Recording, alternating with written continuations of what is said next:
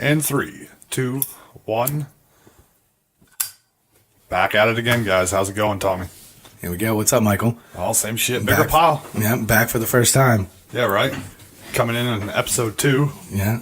It's going to be a fun one. I can guarantee that. Yeah, right. Yeah, we definitely get to the name of it here now. The idea was Stuck in the Middle was going to be us arguing about different topics, and everybody else would be stuck in the middle. So I think this is definitely one where we're going to get into a little bit of that type stuff for sure. Yeah, absolutely.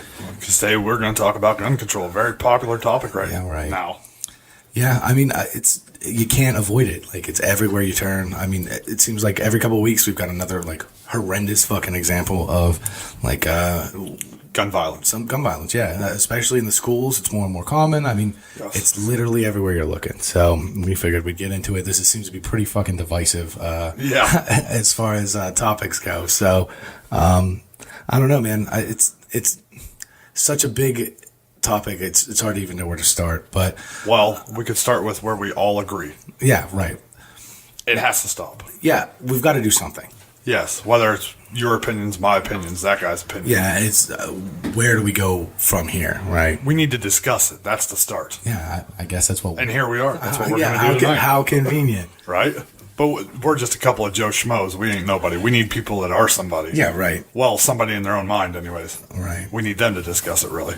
But we're going to discuss it tonight, and hopefully you guys, it'll help you to think about it. Maybe we'll make some points that you guys didn't see, or maybe we won't. Yeah, right. Probably not. We'll see. Yeah, we might just say a bunch of stupid shit that nobody cares about, but who cares? Let's do this.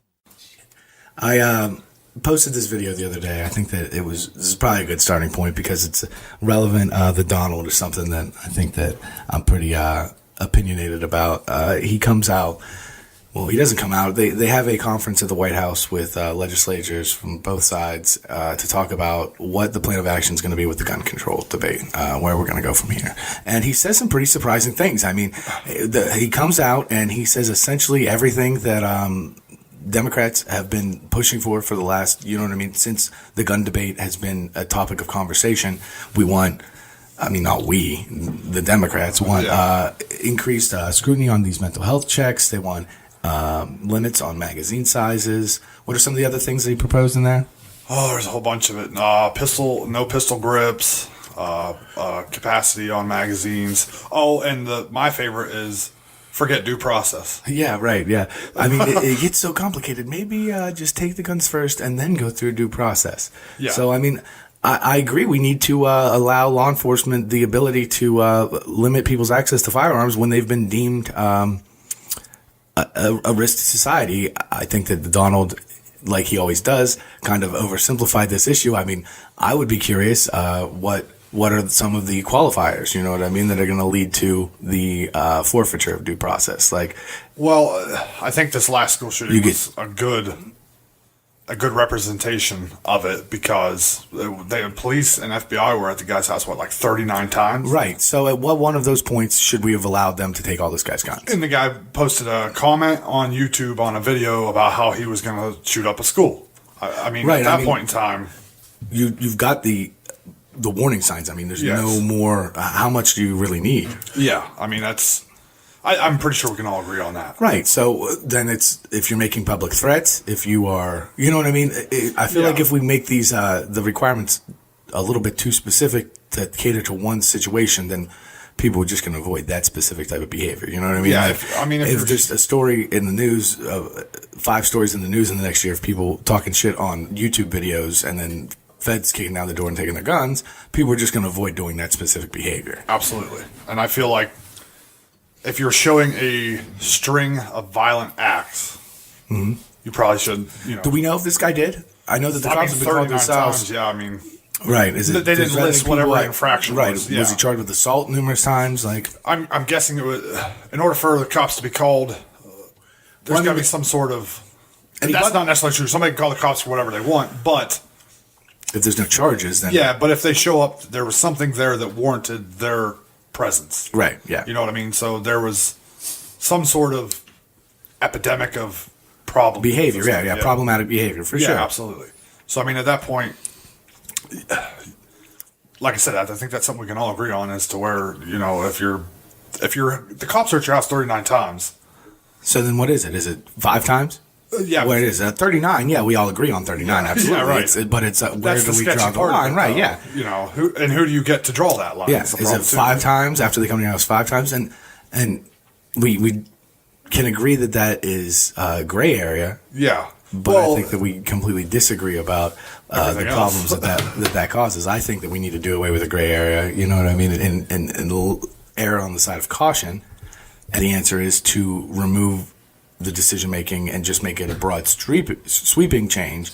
You, on the other hand, I think that probably where you disagree. You think it needs to be a more limited approach. And my opinion on it mostly is we need to enforce and regulate the laws that we already have on the books, because laws only work as well as they're enforced. Agreed, absolutely. So, I think that's something we can come back around to with the gun-free zones and why this is such a pathetic. The measures that we've done are absolutely. I mean, I don't think anybody thinks that gun-free zones are a solution to this problem. Yeah, I don't think so either. And I don't think that localized places like city limits where guns are made illegal, but you have no enforcement capabilities. There's no one checking cars at the port of Chicago. It's the city limits to make sure that no one's illegally bringing guns in. You pass these laws and you make these rules, and then you don't give any teeth to enforce them, and it's essentially just like a symbolic gesture that's not accomplishing anything. Well, even when they do enforce them, it's not enforced heavily. You know what I mean? Like you have a minimum sentence and a maximum sentence, and usually they're going towards the minimum sentence, or even less. Okay, time spent already, or probation or house arrest. Right. If you have any sort of violent act with a firearm or a weapon, I don't think you should be just prioritizing Xbox. Yeah, prioritizing inmates is absolutely something. I mean, it's such a broad-reaching issue because it really kind of trickles into all these different areas of our society. I mean, you get into like the mass incarcerations. Yeah. We've already got the prisons are full, man. We lock people up at a higher rate than just about any other first world country in the world that there are. And I don't know that locking more of these people up. I think it's maybe deciding who we're locking up and who we aren't.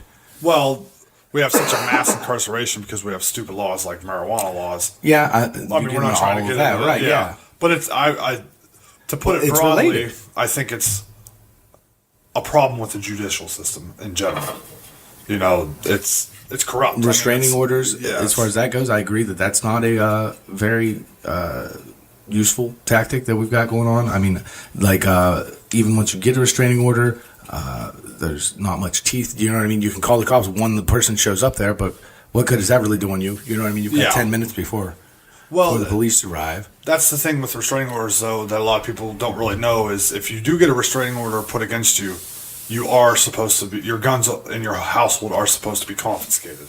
Now, I've never had a restraining order against me, so I can't tell you exactly how hard they enforce that. Right. But that is, law. I can tell you that the rules for probation are the same. Like anytime you're under probation, you're not supposed to be in possession of a firearm. I can also tell you that is absolutely not something that anybody follows up on. Yeah. No one even asks you. Yeah. So how productive of a rule is that if there's absolutely zero enforcement of it? So basically what we've gotten to this point is the fact that we can both agree that something needs to be done. Now, with what needs to be done is where most people disagree. Absolutely, yeah. And that's, that's why we're here. We're going to talk about that. You're going to give points. I'll give points. Right. To bring it back around to the Donald, I mean, I think that is a very good first step. I think that we need to start from there and move forward. And if we see that this has somehow reduced the occurrence of AR-15s in these type of situations, then we're on to something. If it reduces AR-15 and we see it shift to another firearm, then we work on that firearm, or we start to come up with ways to, reevaluate how those are being distributed, how those are slipping into the wrong hands. Yeah, I mean, well, it gets into the slippery slope that everybody's afraid of, but I mean, that's the reality of the situation is that we've got to reevaluate the rules that we have about these things. Like the idea that just anybody can walk into a store in this country and buy any type of firearm they want because they haven't done anything wrong yet, it just seems ridiculous. Like there's no evaluation, there's no mental health screening unless you have a prior mental health issue. like, and then it comes back to the broader scheme again of like the healthcare issue in this country, and mental health is without a doubt something that the right wing has been pointing to as another place to focus, and I agree that's great. Should we want to move to single payer and allow all these people to access mental health treatment? Yeah, I think so, but we get that's not a conversation that a lot of people are willing to have. The biggest problem with the healthcare industry when it comes to firearms is HIPAA. Yeah. Oh, right. I mean, what are you granted to release? Yeah. You know, if a guy you have a conversation with a person and you're like, man, this person seems like they're pretty erratic this week. I don't think, and then that comes back down to what kind of regulations do we want to put in? Is it going to be a week-to-week evaluation? Yeah. I think that it should be a regular thing. Like, well, you posted a video the other day from definitely an ex-military type guy who 100% believes in the Second Amendment, and I don't know that anybody's looking to take his guns. Like, if you're ex-military and you keep up with a rigorous training and you are, you know what I mean, passing some kind of qualifications, like, those people are good to keep their guns. But the idea that should be extended to anybody that wants one is where I think that we can probably disagree. Like, well, see, the mental health issue. Get back to that, or right. You know, it's the big problem with that is today you're a sane person, okay? Yeah, right. For the most part, you know, relative. Yeah, I mean, okay, but everyone's mental health fluctuates. Yeah, okay. Say 6 months from now, you've been dating a girl for 6 months. You come into your house and you walk in on her getting plowed by some dude. Your mental state's going to change drastically. Yeah, in that immediately. Moment. So it's hard to wean somebody like that's a normal person their whole life, and then has a tragic moment like that happen. And you get into the nature of human beings then. And I mean, we're by nature, we're irrational, we're emotional. Absolutely. And we make these decisions in a split second that maybe we wouldn't have made if we had to, like, sit down and think about them for 5 minutes. Yeah. Or, like, take a deep breath and walk away. Actually hold a regard for human life. Yeah, I mean, people see red. Like, that's a saying. Like, you lose your temper and you for a moment in time, you lose control of yourself. Yeah, that's something you can't regulate. Right. And it's a part of human nature, and where that goes, I think the opposite end of is that it happens. You can't draw that line. Like, people want to just classify to like a boxes that you can put people in. Like, this person has a mental health condition, or this person doesn't, and it's a fluctuating thing over the course of time. You know what I mean? Like, you can't. It's something you can't predict, right? Or control, or legislate, or regulate. Exactly, and so I mean, I think makes the case that it's better for a society to err on the side of caution and prevent the access to those type of weapons to the general population. I mean, I think that there needs to be some kind of like a extensive training, like how we do with concealed carries right now in this country. It is fucking a joke. Like, I went to a class for 4 hours and sat and listened to this guy who assured us he's never failed anybody. He's been giving these classes out for 20 years and has never failed anyone. Nobody, dude. Like, I mean, I get it. It's not something you want to be like limiting access to arbitrarily, but I mean, you couldn't fucking go to the DMV and talk to any of the instructors that have never failed anybody over the course of 20 fucking years. Like, there's got to be somebody that came through your class that probably wasn't in the best shape or condition. Like, if you can hit the broadside of a barn, they say, okay, you're good to go. Here's your concealed carry license. Good luck out there. Well, but see, it's not technically that simple. I mean, the rules on concealed carry is 8 hours class time, 2 hours range time. But now that doesn't seem like a lot. Agreed. But when you're done with that class time and that range time, you have to go to the sheriff. What do you do with the sheriff? You fingerprint for a background check. Right. So there's another background check besides the one you're taking whenever you buy a weapon. Okay. So, but that goes back to the same mental health thing. Is you have to have something on your record for it to show up. Like, and there's nobody's a criminal until after they commit the crime. But there's nothing you can do about that. You can't. You know what I mean? That goes back to discrimination. You can't say, oh well, this guy looks like, in 10 years he's gonna fucking shoot somebody. Exactly, You know what I mean? And that's what becomes problematic about limiting access to certain individuals. So, but limiting access, in my opinion, only hurts one type of person, and that's the law-abiding citizen. Because, obviously, non-law-abiding citizens don't listen to the law. But it's the fact that everyone's a law-abiding citizen until one day that they aren't. That's true. Like, it comes back, circle back around to the same idea again. Yeah, but people should be allotted the right to protect themselves from that guy that's going to break the law. But the thing is the guy that's breaking the law and the law-abiding citizens right now are getting their guns at the same place.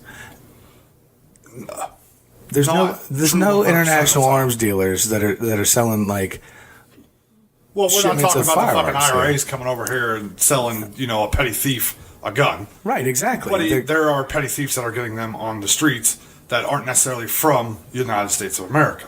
That we have a border to the south of us with a lot of drug cartels that have no problem bringing things across the border that shouldn't be across the border. It shouldn't be anywhere, but I mean, now that you bring it up, the majority of guns going across the border is going the other way. Like, we are feeding the cartel's need for firearms through the government. Well, I mean, no, I mean, they're buying them at Walmart. There's a thing on Vice about distribution of people out in like Phoenix, out in the Arizona area, the border states, going into places and buying 5, 6, 10 military grade. You know what I mean? Your AR-15 weapons, and then selling them in the parking lot to somebody else that, you know what I mean, for whatever reason, is choosing not to buy them from the store directly. And then they're immediately off the map. They're on track. Nobody knows who has them, and they're going across the border and providing firepower to the cartels. Like, we don't have a trend of like drug dealers and like mafia types using like military grade weapons that aren't accessible. You never hear about someone with a rocket launcher in the United States. People don't have fully automatic weapons. They have the same thing that's available to be sold at Walmart. Very true, but I'll tell you right now, you're not going to Walmart and buying 5 AR-15s without pinging the ATF's radar. Right. I mean, I'll tell you that right now. I can't even build an AR. Okay, I can build an AR and I can keep it for myself. But the moment I build an AR and I transfer several ARs at a time, it's pinging the ATF's network. What do you mean transfer several? When you're purchasing them or after they're transferring out of your possession? After they're transferring out of my possession. There's no regulation to do that, is there? All secondhand sales are unregulated. Depends on what state you're in. Okay, so it's state Ohio to state. is a private sale state. I can sell to anybody at any time. But if that weapon is used in a crime, that's registered. I need to have some sort of proof saying, hey, that I sold it to that guy. A lot of guys will do like a handwritten receipt or something like that. Okay. But it is a private sale state. But you're not. I mean, what if you just had a handwritten receipt to Joe Schmo? There's no requirement to check their ID or run any background checks on that person. All you need to do is just have a piece of paper saying, yeah, I sold this to Joe on 1/7/2016, and now it's his AR. Good luck finding Joe Schmo. Yeah, that's absolutely 100% true. I think that's the right wing calls it the gun show loophole myth, and I mean I don't know what definition they're using of the word loophole, but that's a fucking loophole to me. You're not talking about a gun show though. If you go to a gun show, every gun I've ever bought at a gun show has been background checked, every single one of them. Now a private citizen coming in and selling his gun to somebody else outside the doors, obviously that's not regulated at a gun show. That's why they call it a myth, because it doesn't really happen at gun shows. The organization, right. Yeah. It just happens. The guy goes out in the parking lot, because if you go to a gun show, you'll see a guy that has a sign on his book bag that says Springfield XDS 450. Okay. Or Springfield XDS Ask Me. Really? You know what I mean? Yeah. And then you just meet him in the parking lot and you buy however many you want. Absolutely. Well, not, what I mean? There are safety nets, I guess would be the best way to put it on that. You know what I mean? Like, I can't go purchase 5 ARs in one setting. I can't walk into for the first and say, give me 5 fucking ARs. No, but you can go to the gun show and find 5 guys with those book bags on and buy 5 of them off of them. Yeah, true. That is the type of thing that people, that we really need to take a second look at, man. I mean, that is the ridiculousness of this current system that, like, I heard somebody saying the other day, if we had just invented guns today, it's a fucking Rogan thing, I think, now that I'm thinking about it. Like, I can't imagine that the laws would have just been like, all right, anybody could just have one. Like, if we just came up with it. But because it's been a progression of something that was invented, I mean, in a whole different fucking form 300 years ago when this country was founded, like, now it's somehow transferable to what we've got to here today. Well, that goes. They didn't have, like, self-housed, like, ammunition. Like, it was a fucking musket and ball. Like, you couldn't just buy a round back then. Yeah. Well, I mean, that goes back to enforcing the laws that we have. You know what I mean? I don't think that any of that behavior we talked about is illegal or regulated right now. That's all perfectly legal. That's why there's people walking around with signs on their backpacks. Yeah. I mean, it is perfectly legal, absolutely. But majority of the times that a guy is using a firearm in a criminal activity, they're not legally bought guns. Now, I know what you're going to say right here. You're going to say mass shootings are usually, but mass shootings are not the only gun violence in America. Right.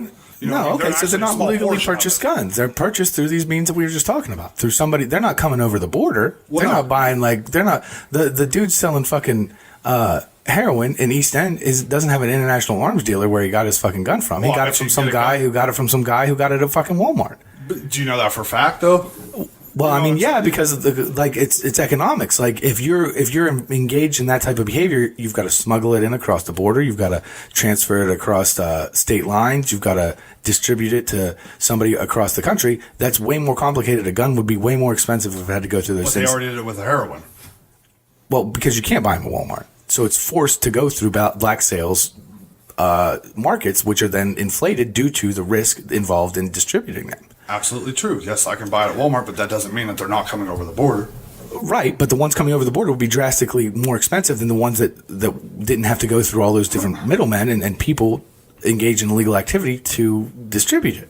That's true, but as a heroin dealer, we I don't force really- the heroin dealers to do that. We should force the fucking criminals that are buying their guns to do the same. Like the price is going to go drastically would drastically increase if you had to engage in that type of distribution for it to get to people that wanted them. Like the cost of a firearm, it's not going to.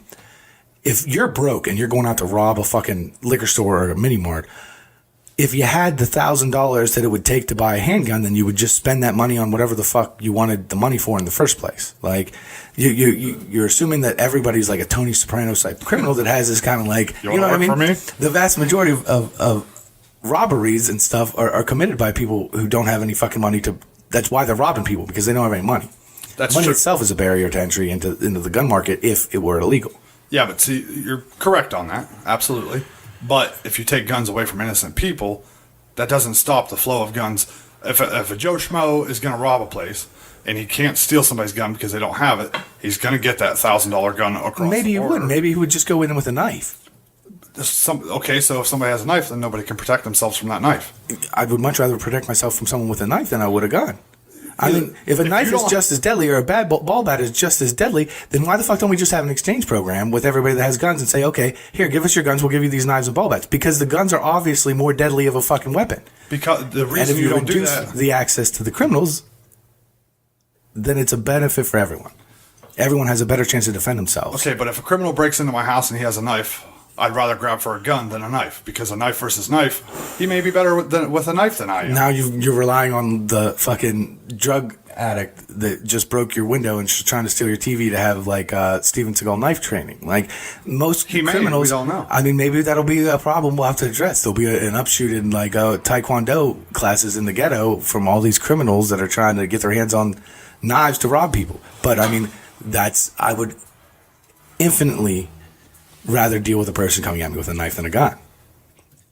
If I had a gun, I wouldn't.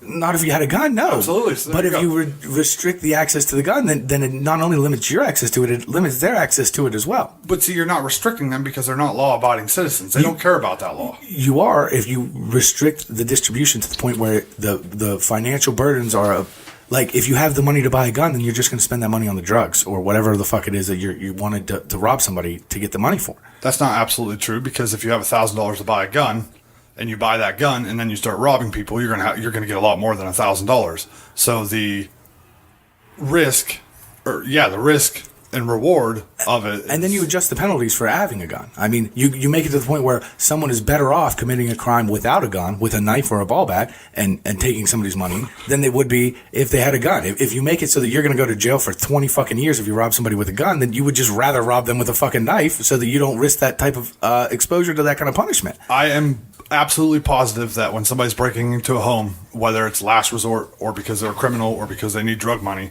they're not considering the penalties.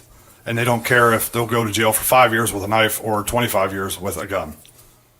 I don't know if it's... I disagree, man. You think that somebody in that state of mind gives a shit about the penalties? Well, I don't think that they're going to have... If they don't have access to the gun... I mean, if someone has access to a gun, then they're going to use it, I suppose. But the idea behind all of it is limiting their access to the gun in the first place. But see, the thing of that is you're not really limiting them as much as you think you are. The only person you're hurting in that situation is the law-abiding citizen, because then they cannot have a gun legally. But we've already established they aren't, because we don't have this distribution network of international arms dealers in the United States. They're getting them from. We have borders on the south and the north. They can come across either way they want. You don't. But they aren't. They are. Not for guns, they're not, because it's easier just to buy them here. There's a lot of guns that are not legal guns that are used in crimes every day that come across the border. I guarantee it. Type it up. I mean, I completely disagree, and they're not illegal. Like, why would you go through the additional step? If you're a guy selling guns, why would you go through the additional step of trying to get them across the border through a customs agent or make money, or sneaking over the border, when it's easier for you to have 5 buddies go to 5 different Walmarts and buy your guns for you, or 10 Walmarts, or whatever? It doesn't make any sense business-wise. Right now, it doesn't make any sense, but if you take away all the guns in America, it makes perfect sense. And it's still going to happen, and people are still going to have the means for guns. Well, criminals are still going to have the means for guns. Like, high-level criminals, yeah, but your petty theft people are not going to be able to get access to them, because if they had the money to buy them, they would have spent the money. But you still have to worry about your high-level criminals. I mean, who's fucking... You got Tony Soprano's going to be kicking down this door? I mean, it's... I have no idea. He may. Why would he do that, man? I have no idea. But you get into that level of stuff, and people... It's like... once you get, like, gang-related or mafia-related stuff, I mean...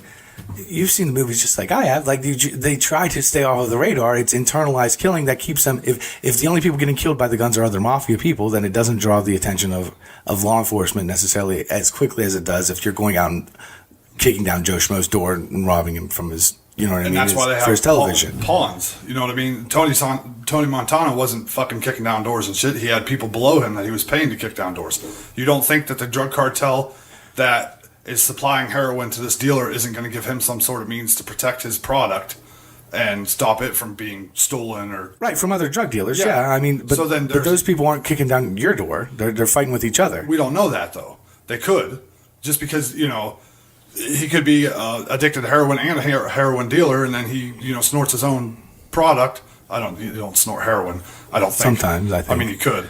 But, so he, now he's in with the cartel for, 2 kilos of heroin, but he has this gun that the cartel gave him to protect their product. Right. I mean, the bottom line is, you're right, there are going to be situations, we're never going to be able to limit them entirely, but the exposure that we're making ourselves liable to right now by selling them everywhere and it being a ubiquitous thing, and it's okay for everyone to just have a gun, is causing us more harm than good. I mean, I don't think it is. I don't know. And then, to change it up a little bit, we kind of are going in circles here. Yeah. I was looking also at that status that you or that thing you shared the other day about it being 25 out of so many of the last mass shooters came from fatherless homes, I think. They weren't raised by their biological father, exactly. Which is something that nobody looks at all. Well, I mean, in the aspect of mass shootings, no, but it absolutely is something that's addressed. I think that everybody agrees that childhood trauma leads to violent behaviors later on in life. Absolutely. I mean, that's something that we are looking into, and it completely ignores the fact, I mean, for being right-wing propaganda, they're always the ones, focusing on like the minority communities that grow up fatherless. I mean, if it was really a direct correlation between fatherlessness and mass shootings, you would think that some of the mass shooters would be representative of these minority groups as well, that are like most drastically impacted by that. But they aren't. It's all fucking white people. So like, that kind of flies in the face of everything that you say about every other argument when the mass shooters aren't representative of the distribution of that fatherlessness. You know what I mean? Yeah.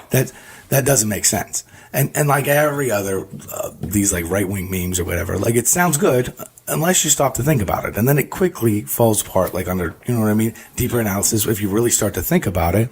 Like the protection from the government thing even. Like, that's another thing that these 2A guys always come back to, is that it's the tyrannical government. You don't know. One of these days they're going to come for us. And if they come for you, you're not going to do any more damage with an AR-15 than you would if you had a bow and arrow. Like, you want to think about that comment for a second? Well, in the grand scheme of things, no, I don't. Because all you're doing is, if you're one guy defending, your house from... is that what you think is going to happen? The military is going to come and kick down your door one day and say, we're taking your wife and kids to this internment camp? Because you might as well just have like cyanide tabs because all you're doing is signing your own death warrant. Like, you're not going to be able to fight back the government. Like, even if one cop comes to your door and you kill him, then later they're going to come back with 10 cops. And the Second Amendment isn't about the individual, though. It's about a well-regulated militia to overthrow a tyrannical government. So it's not necessarily about a cop knocking on my door. It's about a cop knocking on everybody's door. Now, my one AR-15 isn't going to do anything against 50 cops. Well, I mean, it could. There's the possibility. But 300 million firearms are going to do something against a tyrannical government. And on the off chance, what you're saying by that is that on the off chance that someday we might encounter some tyrannical government who is somehow overthrown democracy and has skirted all of the checks and balances that we've got established in this country through our freedom of speech and the free press and everything else, that the trade-off in that happening is worth the cost of every day. Once every month, we've got a mass shooting that's happening in people's schools. But see, you guys delve on the word mass shooting. Do you know what a mass shooting is? Yeah, it's like any, any incident where a person shoots more than like 3 or 4 people at the same time? It was 4 people, and within the last, I think it was 2012, they changed it to 3 or more people. Okay. So a mass shooting could very easily be gang violence. Could very easily be... Those aren't the ones on the news that we hear about every 2 months, man. Well, yeah, they glorify... I mean, I agree. I agree. That's a problem. We should we should be just as upset whenever we hear about it happening and drug related stuff in minority communities as we are when it happens in a white suburban neighborhood in Florida. But we aren't. But I don't think that doesn't fit the agenda. Well, I mean, it does, and it fits the same agenda. It's just the people, for whatever reason, don't give a fuck about that. It's just as valid of an argument that we need to do something further about gun control as it is the mass shootings in the schools. But it doesn't get, for whatever reason, as much attention as bloody children does. Well, that's why what I say is about everybody just clinging on to the word mass shooting. Now, it's such a tragedy because it's school shooting? No, mass shooting. There's key words that everybody clings on to terribly, which mass shooting is one of those. Now, if you have 5 guys that kill 10 people apiece and you have 50 people dead, okay? But you have 50 people that kill one guy. When does that happen? Or one guy kills one guy 50 times. Not the same guy, but 50 different people kill one person, okay? You get what I'm saying there? No. When does that? When does it ever take 50 people to kill one person? Listen, I got that all messed up. If 50 different people kill 50 other different people, okay, yeah, 50 one on people one. are still dead. Yeah, regardless of whether it happened. It took 50 people to do it or what? Yeah, one person. Okay, I'm with you. Go ahead. So either way, that's 50 people dead. You know what I mean? So, but people latch on to the mass shooting. But if it's 50 at one time, well, what I'm saying is, isn't that a more tragic situation? Why isn't that something that should garner more attention? I don't think so. One person kills 50 people. If there's one deranged person that kills 50 people, or 50 deranged people that kill 50 people. Now you have 50 people that are deranged rather than just one. We're getting off the point of what I'm trying to make here. I'm sorry. Go ahead. Take us back. The thing of it is those 50 lives are just as important as the other 50 lives. It's not the means of which they're being killed. It's the fact not the mass shooting or the school shooting or what have you. The lives are just as important. So if you take away AR-15s and we don't have any mass shootings, but we still have the same number of deaths. Well, I mean, you won't have the same number of deaths because it's harder to kill people with a knife than it is a gun. But you're not talking about taking away all guns. You're talking about taking away the AR-15. I mean, right now we'll evaluate it, and if the rules that we put in and the legislation drastically decreases the amount of AR-15s used in these situations, then we'll look at what is being used instead of them, and we'll evaluate those at that time. But you're willing to let all other violent acts happen more. If someone starts stabbing 50 people, I mean, fuck, Chris Rock, or it might, no, it's actually, no, it is Chris Rock, and just had a Netflix special came out a couple weeks ago. Like, if you manage to stab 100 people with a fucking knife, then it's, after the third person, it's their own fault. Like, how's the person even gonna, like, go into a music, like the Vegas thing, with a knife? Oh shit, he stabbed this person. Oh shit, he stabbed somebody else. Oh shit, he stabbed me now. Like, everybody else is the fuck away from that guy. Like, but it happens. There was a group of men in China that killed like 33 people just running around stabbing people. Well, yeah, because they couldn't get knives. Do you know how many more people they would have killed if they had fucking AR-15s in that subway? Do you know how many people they would have killed if the citizens had AR-15s in that subway? So every citizen just going to carry around an AR-15? No, but that's the solution? If one citizen had, not even an AR-15, if they had a fucking one-shot Jeggings fucking 22, how many people would they have killed? But it doesn't solve that. It's that illusion of safety that we always come back to. It's not an illusion, though. That's the problem with it, is you guys want to propagandize it as an illusion, but it's not. The media propagandizes the negative effects of firearms. They hardly ever post anything about... But when you say they, it's not all of the media. How come Fox isn't focusing on these positive effects? If there's these vigilantes out there stopping all these... it's sure as shit less frequent than the mass shootings are. The guy in the guy in the shooting at the church in Texas. What was he stopped by?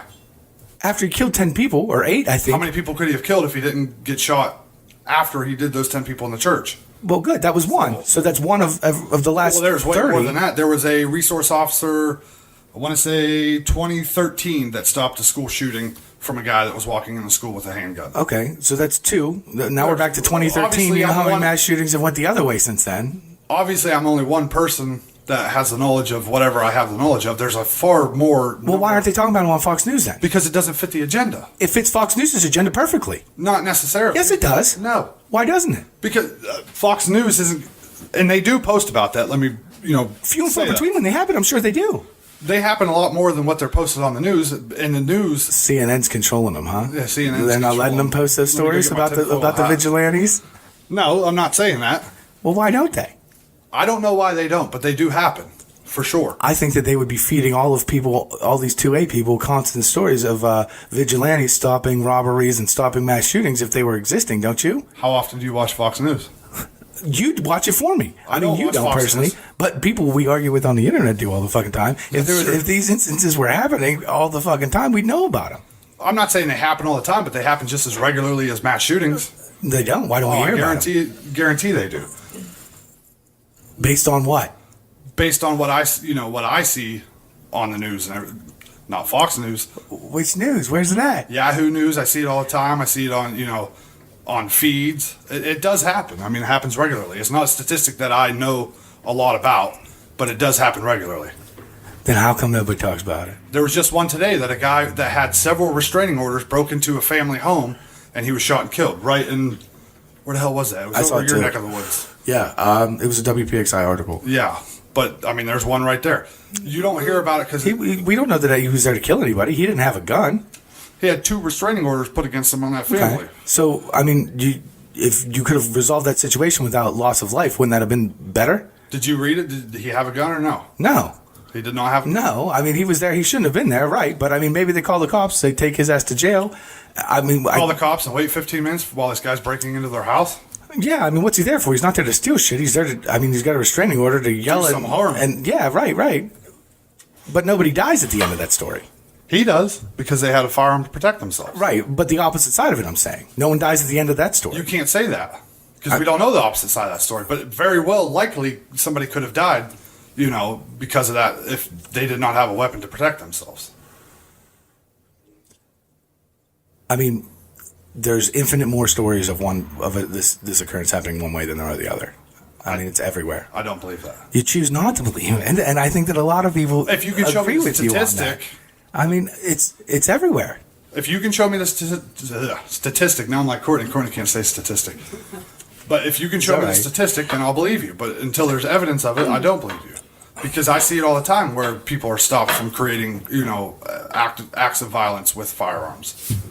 It happens all the time. I mean, not mass violence, and if that person wasn't able to get their hands on a gun, then there would have been less total violence.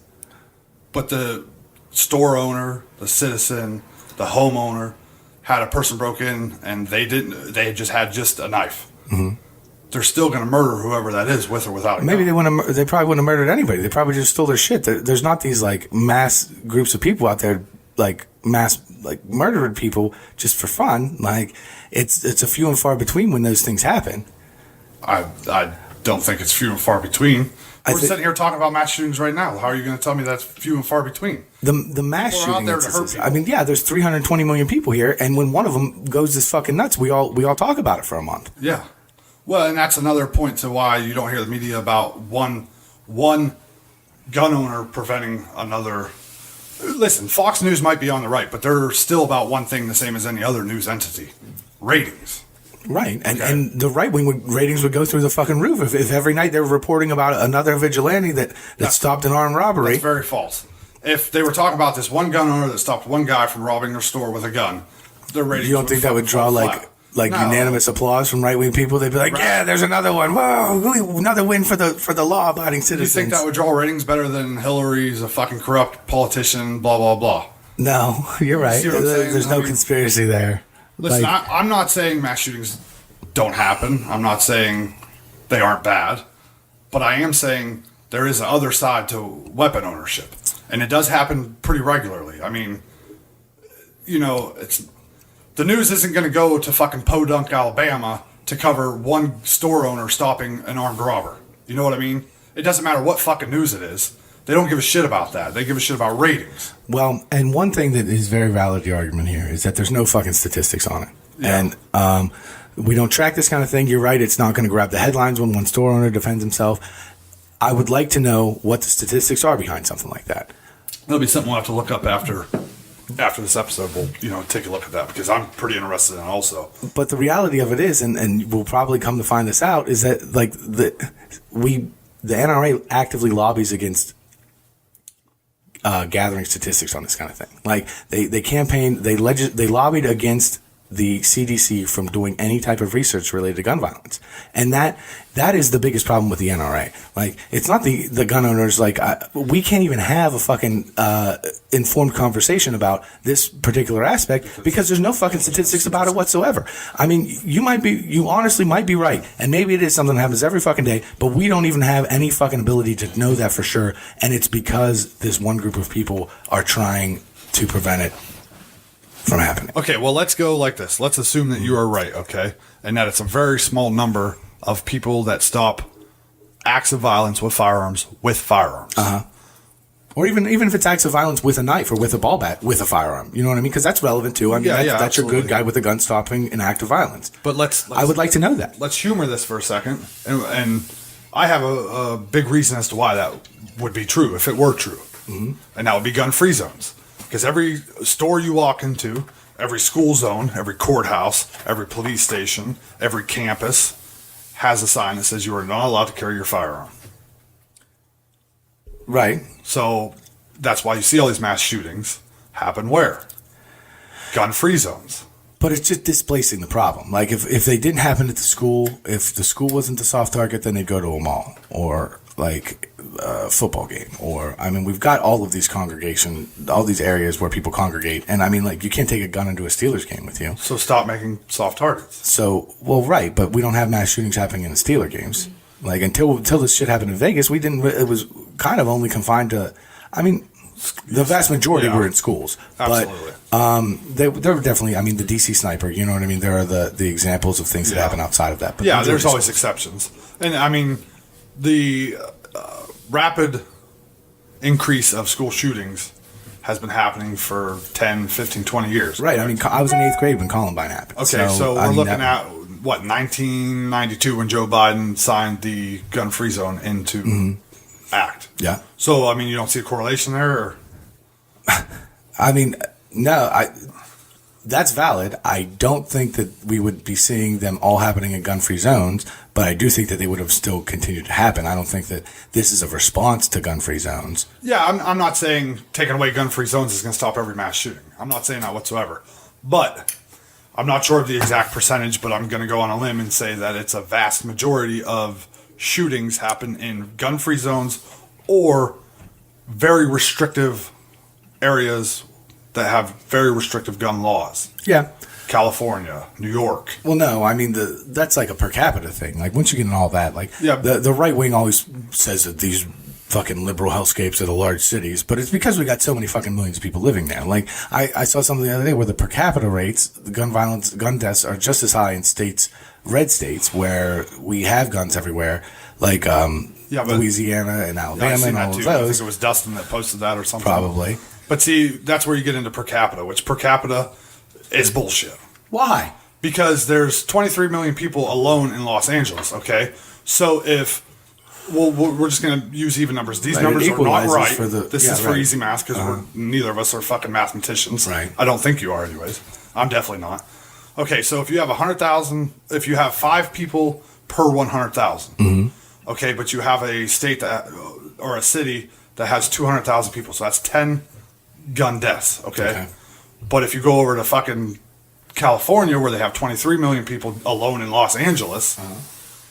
I once again not a mathematician, so I can't do that math, but that equals out to a hell of a lot more gun deaths than what happens in Oklahoma. I mean, total gun deaths, yeah, absolutely, but it's because you got to factor in for there's more people there. Like where we started with all this is the irrational nature of human beings. If you get more human beings in a smaller area, then you're going to have more of them killing each other. But that goes back to the point I made earlier. 50 people dead is 50 people dead, correct?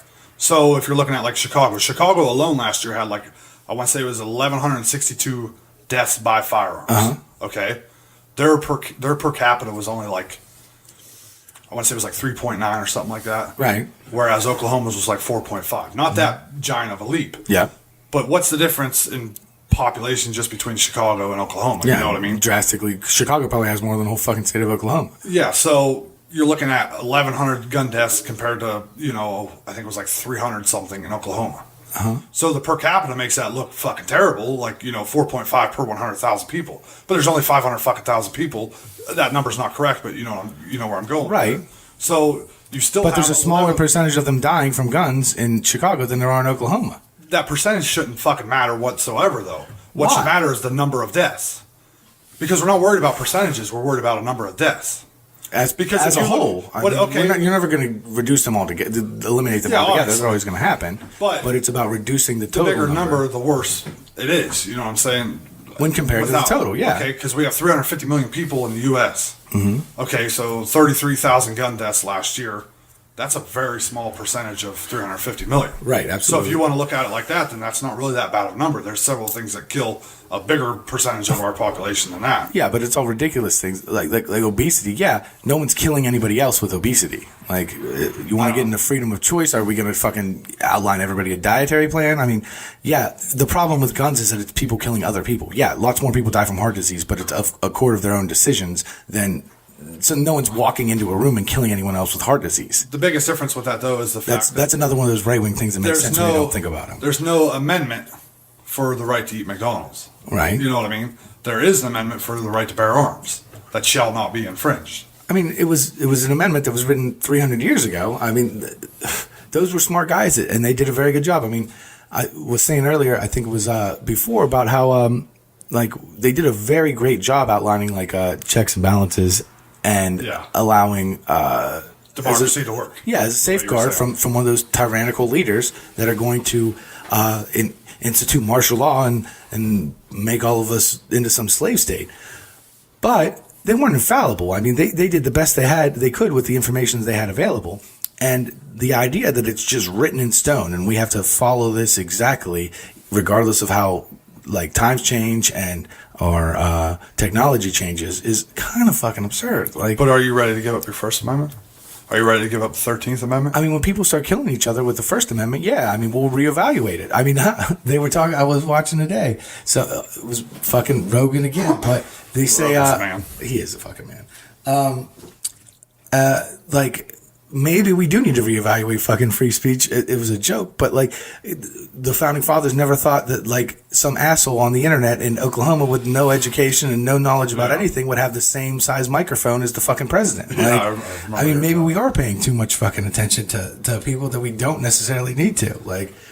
There's you're presented with information in 2 different YouTube videos, and maybe one was from a fucking valid organization who's spent 10 years researching, and maybe the other video is some guy who skimmed the dark web and found some interesting irregularities, and they're both presented to you with the same level of validation, validity. That is when it comes down to being a fucking semi-intelligent person. Right, With common yeah. sense, you know what I mean? this debate reaches into everything. I absolutely agree. Yeah. I think that like the education system is something that like if we're going to reevaluate the healthcare system to make sure that people with mental health issues have access to treatment, then we absolutely need to start looking at the fucking education system as well and see the commonalities in all crime in general and lack of education. I mean, or in the lack of the father figure. You know, right? That Yeah, comes back to that also. I mean, but the bottom line is like.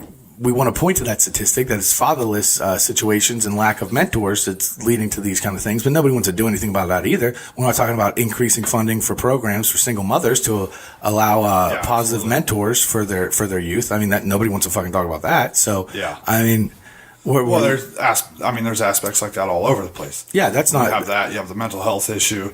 You know, I like to look at evidence, man. You know, that smacks me right in the face, right in front of my face. And when I look at things like how many mass shootings have you heard of at a police station? Or how many mass murders, or mass shootings, I should say, have you heard of at a gun show? None. Right. But how many mass shootings have you heard of in a school, campus, courtroom, or courthouse?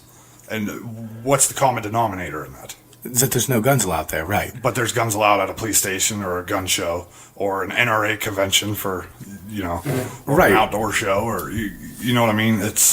And I mean, to me, it comes back to like that oversimplification. Like, yeah, I mean, you're right, but isn't the net win? I mean, assuming that it's not a fun hobby that everybody enjoys doing and going out in the backyard and shooting up an old, you know what I mean, pickup or whatever. Like, I get that it's fun to do, but if it could be a net win where you lose that hobby and we significantly reduce the number of people that die on the negative end of it, like that's a net win for society. And something we didn't even touch on here tonight was like the idea of that it's. I feel like a lot of the times when I float this kind of shit, people think that I'm some kind of liberal talking about some like fucking utopian dream world that's never going to exist, but it does exist in a lot of countries around the world. Like, I mean, it's not some imaginary like proposal that's so far fetched that we'll never be able to accomplish it. Like, this is fucking America, goddammit. We can do anything we put our mind to, and I just think that we absolutely need to be looking into that more.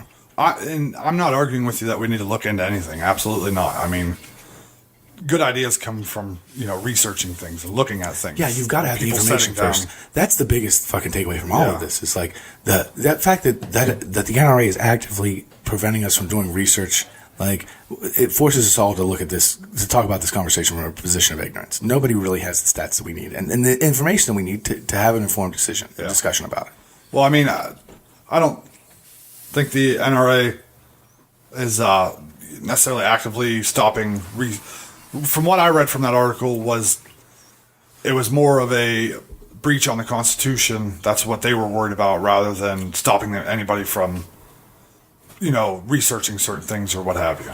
But I mean, you don't think that that was? Do you think that was their genuine position on it, or do you think that maybe the people who were filling their coffers were like, hey, this might be bad for business, we need to do something about this?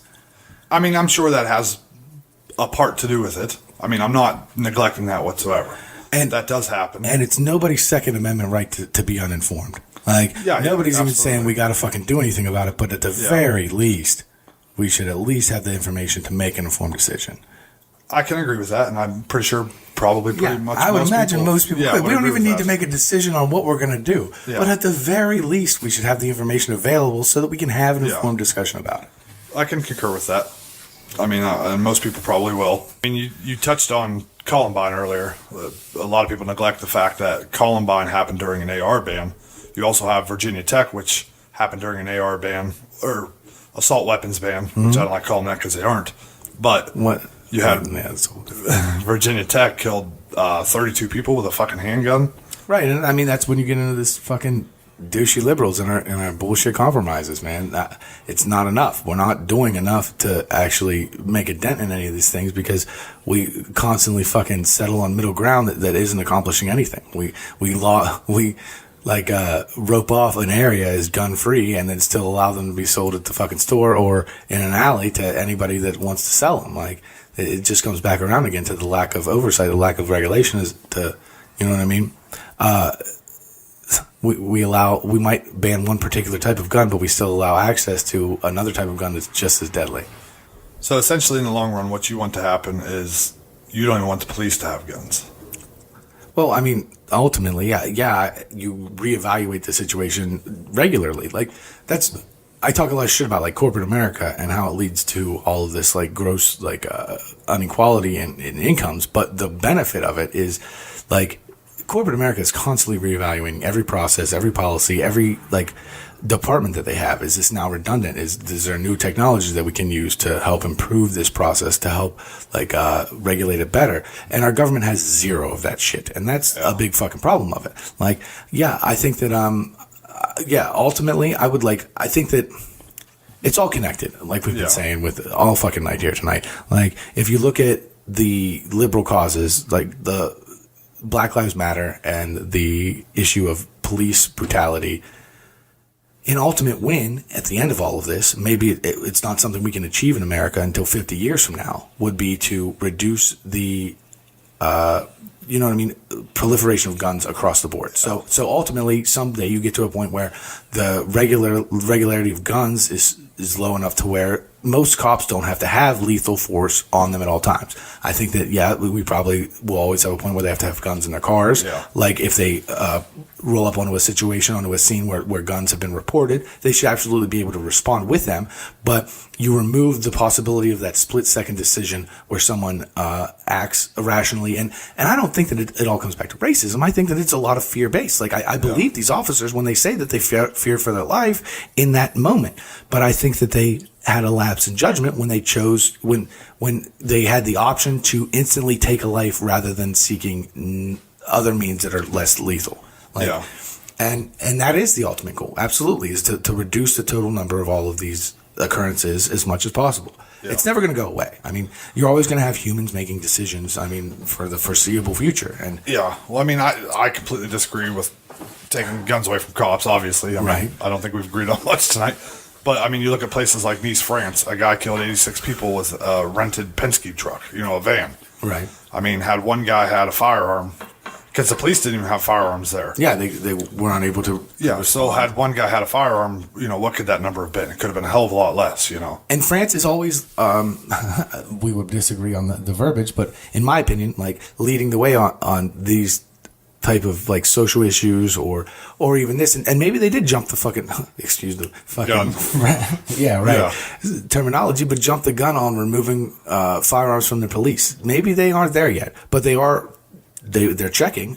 They're checking to see if they're there yet. Yeah. And I'm not 100% sure, but I believe that the cops in France carry guns now after that. Oh, I imagine they probably do. I mean, and so that was one instance. You're right, where it was caused by the progressive agenda to remove these guns from police prematurely. And well, I mean, it's not even just the police. If one citizen was allowed to have a concealed carry, he could have done something about it. Well, right, but I mean, I would rather trust a firearm in the hands of a police officer who has been trained, who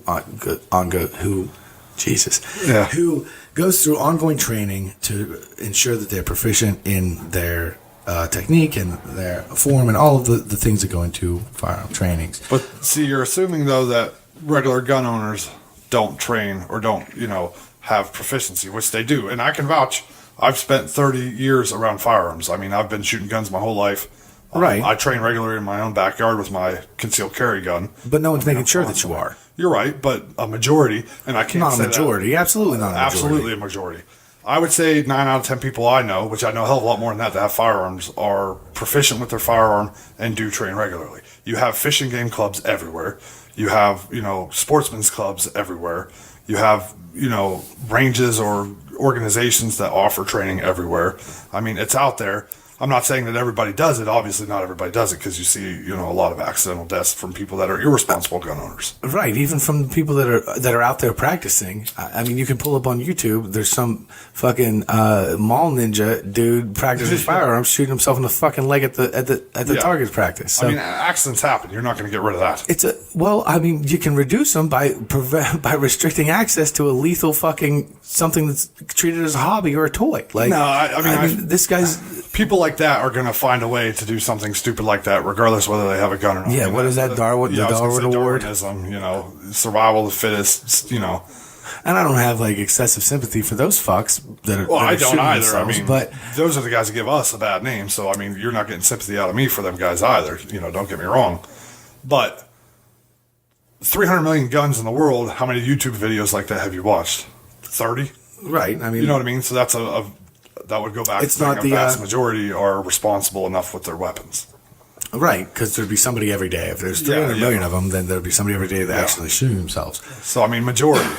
And you can use that very easily. I mean, I disagree. It's 9 out of 10 of people you know, but you don't know everybody. I mean, here in this part of Ohio, yeah. I mean, there's a lot of people that take their firearms very seriously, but that's not the majority of like people who own guns or even have their concealed carry license. I know a lot of people. I mean, that essentially just go get their concealed carry license and then that's it. That's the end of the time that they spend. I mean, I get that in a lot of areas you're afforded the opportunity where you can just go out and like shoot off some fucking rounds in your backyard. Yeah.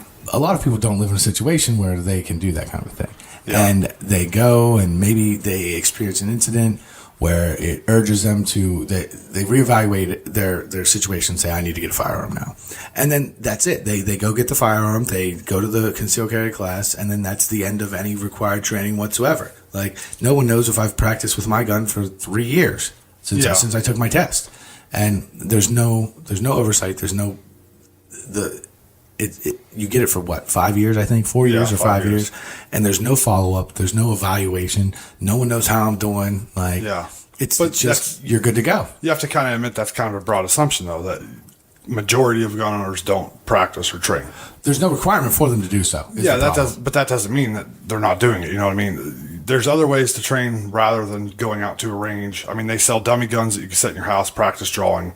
Right, but there's no requirement for anybody to go through. No, there is any of that no at all. requirement, but that doesn't mean it's not happening. If people enjoy it and it's something that they do in their spare time as a hobby, then yeah, they are likely to continue to practice with it. Well, we both agreed on the fact that 300 million guns in America alone, majority are responsible representation of gun owners. Yeah, yeah. Because if not, you would hear about it every day. Every day, right. It's happening. I mean, you touched on it earlier. We kind of talked a little bit about knives, but like a big thing that everybody neglects to mention whenever we're talking about gun violence is, you know, everybody always says, oh, well, they're not going to kill 50 people with a knife, except for the fact that on 9/11, all they had was box cutters, and there was 3,000 people dead, 3,000 plus people dead from box cutters. And what do we do as a result of that, man? Put a gun on the plane. I was going to say we drastically increased the security screening process and the TSA. I mean, we didn't just say, here's a gun for the pilot. We did all sorts of other things to reduce the likelihood that anyone's able to get a knife onto a plane. Well, you can't even get fucking water onto a plane now. There's no open containers. I mean, we took that one situation, that one instance, and reevaluated our broad view of how we monitor air traffic. That's kind of a hard one for either of us to prove our point on that one, because they did put that in place, but they also changed it from a gun-free zone to, That's not just open. It's not fucking open water. I mean, like not open water, but you have anybody a guy with a gun on the plane. One guy who's who's not on every plane. But they don't know which plane he's on, right? So they're fearing for a guy with a gun. Who's undergone training. It's not just, we don't allow civilians to carry guns on planes now to prevent 9/11 from happening. But there's a guy with a gun. Yeah. Okay, so so let's have a very well trained guy who is. But it meant that a gun is part of preventing that problem. Yeah. Okay. It's one prong of a procedure. We're not handing them out. Everyone doesn't have a gun. We didn't just say, now everyone that goes on a plane, you're allowed to take your gun to defend this plane. Okay, but that would be moronic, which is what we're trying to do with the fucking teachers. No, we're not trying to give everybody a gun in schools. What we are doing is allotting the option for a teacher that is trained to have a firearm. Trained how? We haven't outlined any kind of policy. There's not a federal marshal. Yeah. The people on the planes who have the guns are federal marshals. It's not just some guy. Yeah. That's good. Yeah. If you want to start allowing federal marshals to do a round robin through random schools on any given day, I don't know that anybody's going to argue with you on that. Yeah, but see, that's a law that they're going to institute, allowing teachers to carry. And I'm not saying they're going to, but it would be a smart choice to have them train, obviously. And everybody keeps saying, oh well, how are they going to pay for it because they're underpaid, blah blah blah. Just around this area, I've seen 10 to 15 CCW courses say that they would train teachers for free. And we just discussed how CCW courses is a one-time thing for 8 hours. True, but we can regulate that, and we can say, hey, you guys got to train more than that. Teachers already are fucking grading homework, man. They get 3 months off a year. Well, paid. Yeah. You know what I mean? So there's 3 months. Listen, I work 60 to 70 hours a week, and I find time to train.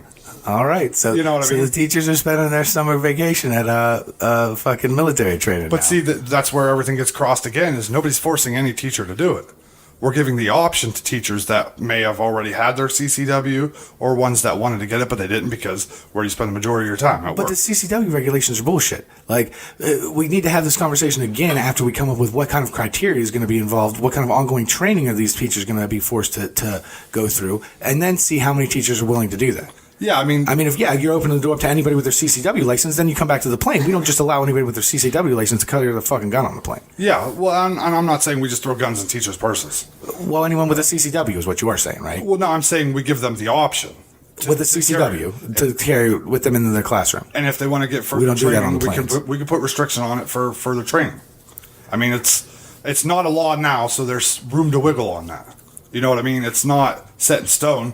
We're not forcing anybody, but we can force the ones that are allowed to have some sort of training or range requirements. I mean, very plausible. And then it's the odds of what that teacher in that school is going to be able to confront a person with an AR-15 at their door. Like, absolutely, we've got a trained guard at this situation in Florida who lacked the courage to fucking confront someone when they're obviously outgunned. But you also had a gym teacher that had his concealed carry license that charged the guy without his weapon. Had he had his weapon, he would have been able to do something. He wouldn't have died. I mean, he possibly could have died, but you know what he would have been. Then we would have had a teacher involved in an active shootout in a school with a lunatic. But if he saved all 17 lives, he wouldn't have. The likelihood that he does that. First off, you don't instantly know that somebody's.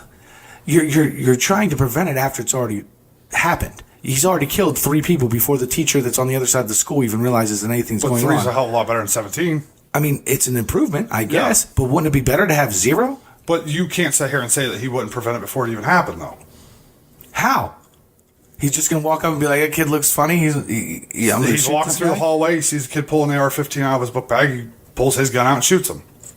He's right there next to the kid when he pulls the AR-15? But that's the thing is there's teachers walking around, faculty walking So multiple teachers in every school then?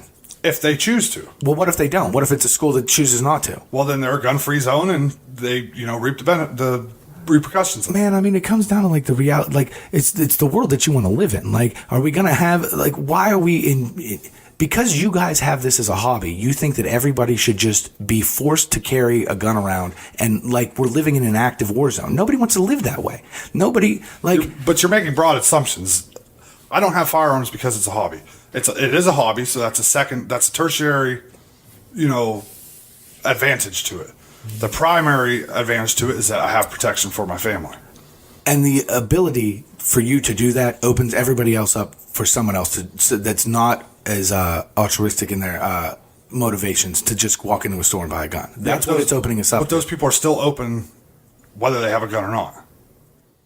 To kill way less people. Oh, I thought you were talking on the other aspect of it, citizens. That's what it opens us up to, though. Right. The ability for any citizen who feels the need to protect themselves or their family from whatever cause they happen to be picturing in their mind, not imagining. There are some breaking, entering, there are situations that it's very relevant to. But by allowing anyone who just feels the need or feels that urge to walk into a store and buy a gun, we are opening ourselves up to the ability for people who do it for the negatives. But denying that person that right is also opening them up. We deny the right to shit all the time. You can't buy a bazooka. You can't buy a frag grenade. You can't buy C4. You can't buy atomic arms. We have absolutely, without a doubt, limited the Americans' right to bear arms in numerous ways. It's just where we draw this this line here for some reason in front of assault weapons. There's so many ways that we've already restricted it that you're fooling yourself if you think that these guns are protecting you from the government. And the people that it is protecting you from are the same people that have the access to the same level protection or weapons that you do. That's true right now, but if you take away the guns, then the only people that have access to the guns are the ones that are willing to break the law, the criminals. So then you have no means to protect yourself from that gun. Why? I mean, then you get into the psychology of criminals. I mean, do you think the criminals are just out to just murder people all the time? I mean, essentially, if they're committing a murder, I mean, they're not out there to do it all the time, but you don't think that they would maybe if they would just take the TV and not shoot somebody in the face if like they had that option? it's a possibility. Most of the time, I think that they're there for other purposes than murdering people. The kids that are going into these schools shooting, I don't think they're going in there shooting people for a TV, though. Right. Just running in there to and that's kill why we people. need to limit their access to them. But you're not going to limit their access to them. They're going to find a means to do it regardless. There's some Oklahoma City 17-year-old bombing kid. did it with a fertilizer. I mean, he had access to AR-15s. The AR-15 was designed in like 1956. Right. It's Why are we all the equivalent of the M16. It's not an equivalent whatsoever. Why not? Because it's a semi-automatic. The M16's a semi-automatic burst or full auto. Right, with a fire rate attachment. It's the only difference. The AR-15 it's the same platform that's capable of shooting an automatic versus semi-automatic. It's a civilian version of the gun. Same platform, right. Yeah, same design. But that's it. That's as far as it goes. What do you mean? It's exactly the same, only it's not capable of shooting automatic. Which is the classification for an assault weapon. Okay, well, based on what? That it shoots fully automatic. No, it's not. That's the classification for an assault weapon. In your mind, it is. That's law. That's ATF classification for an assault weapon is a fully automatic Type 3 weapon. In current regulations in this country, yes. Period. I mean, that's not what an assault rifle is. Then how come I see all these memes of these guns that are exactly the same as the assault rifles? AR doesn't stand for assault rifle. It stands for Armalite Rifle. That's the company that built the gun. I understand. This is a very, very, very important point that I'm glad that you brought up.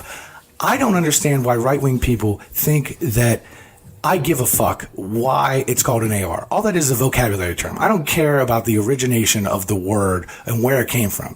I understand it doesn't stand for assault rifle. AK-47 is an assault rifle, and it doesn't start with AR. I understand that it's not. No one's saying that AR and AR-15 stands for assault rifle. Or maybe somebody... They are all over the place. The one guy did 10 years ago in this fucking... From California that still gets shared every week. Every time we have another mass shooting of this guy with his ghost gun and his clip magazine, which I don't understand how isn't a plant. He should have done some fucking research before he's addressing the press. He looks like a moron. I agree. That's not it, though. What's the weapon ban they're proposing? The assault weapons ban. There's not one assault weapon on there. It's all AR-15s, Mini 14s, Mini 30s. It's all. I don't know that it's restricted to just the AR platform. It's not. It's mini. It's all over the with place. a 10 round capacity, right? More pretty much. So it's got nothing to do with weapons ban, but it's got nothing to do with the word AR, with the term AR being the assault rifle. That's just this one particular gun's name. Well, if it's assault weapons ban, why is there not one assault weapon on it? It's not according to that current definition of assault rifle. That's not a current definition. That is the definition that's been it. So, I mean, why are there semi-automatic rifles in Call of Duty under the assault rifle category? We obviously have... Because it's Call of Duty. Well, I mean, it's in common societal discussion whether if it's still capable of shooting the same size round at... it's a slightly reduced rate of fire for a semi-automatic compared to an automatic. You're getting caught up in a detail here that is not important. No one gives a fuck about what that word AR means. A lot of people give a fuck about what that word AR means. But no one's trying to restrict guns just based on the term AR. No, they're trying to restrict them on the term assault that doesn't apply to any of the guns. Why doesn't it? Because they're not assault weapons. None of them are fully automatic. So we're hung up in the fact that it's the word assault rifle is in the cat. We're not hung up on assault rifle. We're hung up on the fact that it's a modern sporting rifle / hunting rifle. Okay. That's all it is. So if that was the title of the ban, this is a ban of modern sporting rifles and assault rifles. You'd be okay. You'd be okay with it. No, I still wouldn't be okay with it because it's. So then you're hung up on the detail of the verbiage here. No, not at all. Yes, you are because you would still oppose it. No, because the reason they call it an assault weapon is because people are killing them with them, and they say there's no other reason for that gun besides that, killing people. But there is. There's plenty of states that you can hunt with an AR-15. So you're killing things with it. You're killing the only you're reason hunting, for a gun, you're providing for your family. Period. Its only purpose, its only reason for existence is to kill things. No, its only existence is protecting and providing. By killing things. Yeah. So that's the purpose of it. So then you're whether you're killing a deer or a person or a bow and fucking arrow, its purpose is to kill things. You're going to get rid of those because its purpose is to kill. If people start people start showing up at concerts with bow and arrows and killing 60 people, we're going to reevaluate whether we're going to sell them at Walmart. Absolutely. You can't, though. Yes, you can. Those are means of survival.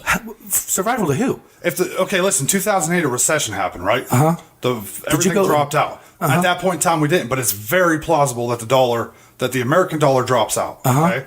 When that happens, you don't need an AR-15 to hunt squirrels in your backyard. You're right, but you need an AR-15 to protect your home from rioters and looters. Because right now, that's like the fucking, status quo is anytime anything happens that people don't like, they fucking break windows and catch shit on fire. So if not in fucking Rogers, Ohio, they don't. If the dollar, you don't think people won't make their way out here if the dollar falls, the Jesus Christ, apocalypse type situation? Yeah. I mean, if zombies fucking take over the world, we're going to have a problem. Come on, now you're getting crazy, man. Oh, okay. Zombies ain't taking over the world. Well, that's not true. Bath salts. Worst case scenario, I mean, if we end up in a doomsday apocalypse, it would be good to have an AR. Okay. But we're planning on all things to try to avoid that type of situation. Proper planning prevents piss poor performance. Do you know what that means? That means I'm preparing for everything. Just because it hasn't happened doesn't mean it isn't going to happen. Your ability to prepare is exposing other people to death. No. Yes, it is. Mental illness is exposing people to death. There's a variety of causes, and one of them is the fact that they access to these semi-automatic rifles. So basically this boils down to you want to take my rights to protect myself just to take the gun away. Yeah, because you're going to be safer in the long run. No, you're not. You absolutely are. You absolutely are not. You reduce the criminals' access to the weapons, and then everyone benefits from it. So then they get a knife, or they get a fucking van and kill 86 people with a van, or, fertilizer and blow people up. Yeah, and I mean, we've got every type of area where mass of people congregate. We've got these things already exist outside of, when you go to buy tickets at the Pirate Stadium, they have these concrete, it's not even a barrier, it's just poles that prevent somebody from, some drunk person is why we have them, from hopping a curve and driving through the line of people. I mean, there are other means that you can use to prevent those situations without just distributing guns to everyone. That's the thing of it is, though, is you're taking everybody's ability to protect themselves away. No, you're not, man. Go take a Taekwondo class. You've got 1,000 different ways to defend a gun, though. They're still going to get guns. That's the point. No, the people that are going to be fucking with you aren't. There's no gun violence whatsoever at all in Australia or France. There is. There is. Okay. So how am I supposed to protect myself against that? You're going to be less likely to have to experience it because people don't have access to guns. Yeah, you're right. I'll be less likely to experience gun violence, but I'm not going to be less likely to experience a suicide bombing, a van, or any other or fertilizer bomb in a fucking van or a pickup truck. I mean, it still happens. It does. And this is America, Australia, and France. Comparing the two as far as gun ownership and gun violence it doesn't work because we have they're way ahead of us because they got 20 years head start on us. More guns than they do because they got a 20-year head start on us. So are we just going to keep letting the situation get worse? We enforce what we have on the books already. That will help. There's no excuse for any of it. Disarming a nation historically is a bad idea. No, it's not. Absolutely it is. It's absolutely not. Tell 6 million Jews that isn't a bad idea. It's a bad idea in dictatorships 60 years ago. There's countless examples of countries that are doing it now in democracies that it's working out fucking great. Everyone that lives there is safer because of it. Yeah, I mean, you can point. It's not just the Jews. I've seen the fucking memes also. Dictators have exploited and it comes not just guns. I deal with the same shit with socialism arguments. Have exploited socialism to gain power and control. And I mean, fuck, the population of Nazi Germany cannot be compared to the United States population because, I mean, you're just ignoring all of the factors that went into the rise of the fascism and Hitler and Germany. The entire reason that he climbed to power had nothing to do with fucking guns. It had to do with a population that had been, after World War I, was penalized by Europe and America and everybody else. And that was why after World War II, we adopted an entirely different strategy of punishment versus rehabilitation for countries that we beat in wars. Because it became blatantly obvious that if we try to keep our boot on these people's throats like we did Germany after World War One, all it does is create animosity and incite an environment that causes them to do irrational bullshit like the Holocaust. Like, there's so many different factors that led to that. Yeah. Aside from the fact that, taking guns was absolutely part of it, but we're not at any risk of any of the other factors that went into it, so that shouldn't be the only thing that you hang up on. Why are we not at risk because of those other factors, though? Because we're an armed nation. No, man, it was economic, the majority of it. Like, the country was stricken with, like, ridiculous levels of poverty. People had no outlet. People were hopeless. And so they followed this charismatic leader who promised them a better world, a better future, a better Germany. And I mean, all of these, you want to start to fucking pointing out fucking similarities here. But the point is, there was more to it than guns. And just like there's more to it than just like the socialism shit. Like, it wasn't just like the fact that he disarmed the guns that allowed him to take that power. Like, he was doing it. He already had the power before he decided to take the fucking guns. Yeah, I can agree with everything you said about that there. But taking the guns was a giant part of allowing him to do that. Disagree. You don't think so? Generally disagree, yeah. I mean, I'm there not are those saying ones for the few and far everybody. between, but I don't think that we operate as a society to accommodate for what is a drastic outlier within us. Like, no, but if you... everybody learns throughout life you're better to be prepared than not prepared. Correct. Right. And I think that there are other ways to prepare than this. I don't think there is. I mean, what other way do you prepare for a guy with a gun? You take the gun away from him before he gets it. But it doesn't just work that way. You were talking about it, conservatives looking at things that simple, but it's not that simple. I mean, right, like on face value, looking at it is a good guy with a gun versus a bad guy with a gun. The deeper dive into the situation is that, well, where did this bad guy get his gun from? Well, can we do something to prevent him from getting the gun that way in the future? What if the gun wasn't capable of shooting this many rounds at a time? What if he had to pause to reload more regularly? Would that have reduced the ability? That's the deeper dive. I mean, that is the complicated analysis of the situation. The face value, gut reaction, emotional response is, well, fuck that guy. Someone should have killed him first. Like, no, I think the gut reaction, knee-jerk reaction is, okay, instead of penalizing blaming the person that committed the crime and figuring out why he did the crime, is now we'll just take away everybody's right to protect themselves. That's the knee-jerk reaction.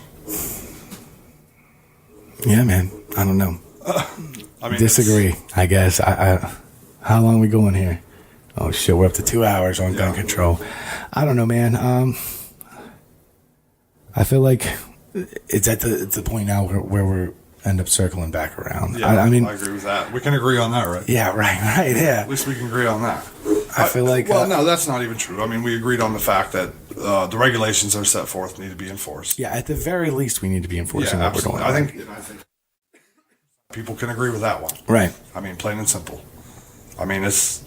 My biggest point is this country was founded on, amendments, the Bill of Rights, the Constitution. That was all put in place for a reason. As you like to call it, checks and balances. Right. To protect us from foreign and domestic enemies. And you can't do that without your right to bear arms. Which kind of arms? I mean, we're already regulating it somewhat. Yeah. When you be, right. Are you just as likely to defend yourself from the government with a musket as you are an AR-15? No. Probably not, no. But you're also less likely to defend yourself from the government with an AR-15 than you are if you had a tank. And we don't sell tanks in Walmart. So, that'd be awesome. All right, yeah. I'd have one. Maybe. I'd have to save up for a while, but I would definitely have one. All right, man. Definitely a subject that we'll probably never agree on. Yeah, right. I mean, we're probably going to lap back around to this a million times over the course of this whole thing. But, yeah. I mean, this was definitely gets us on the record with a position. So, yeah. I mean, I don't know. Yeah, hey, we are all one person, man. We're all human. We're all in this together. None of us get out alive. Yeah, that's the truth. So, I mean, we got to do what we could do to survive. And America's done pretty fucking good so far, with the set forth, laws and regulations. Yeah, I mean, I would say that we've we've done pretty well because we are constantly reevaluating them. I mean, they're drastic. You can name 2 or 3 or 4 big things that were very much a reality when this country was founded that are not a reality anymore, and we're still look at ourselves and think of ourselves as just as much American. Like, I don't know. I mean, go ahead. I mean, that's what it boils down to, man. We're all Americans. You know, we can disagree and still. Right. I mean, it's just we got to find a way forward from here. Where we go. Yeah, there's got to be a middle ground. Yeah. Well, I mean, I think that I don't know, anybody that managed to make it through all of this. Definitely thank you. Thank you for listening. Yeah. I mean, that was a long one. Yeah. Right. We'll try to keep it more brief in the future, but it was. I'm pretty sure our next one I think this one warranted it. Yeah, I think the next one we're gonna do a little more lighthearted. You know? Absolutely, we'll get back to some bullshit we agree on. Yeah, you know, and just get some easier topics.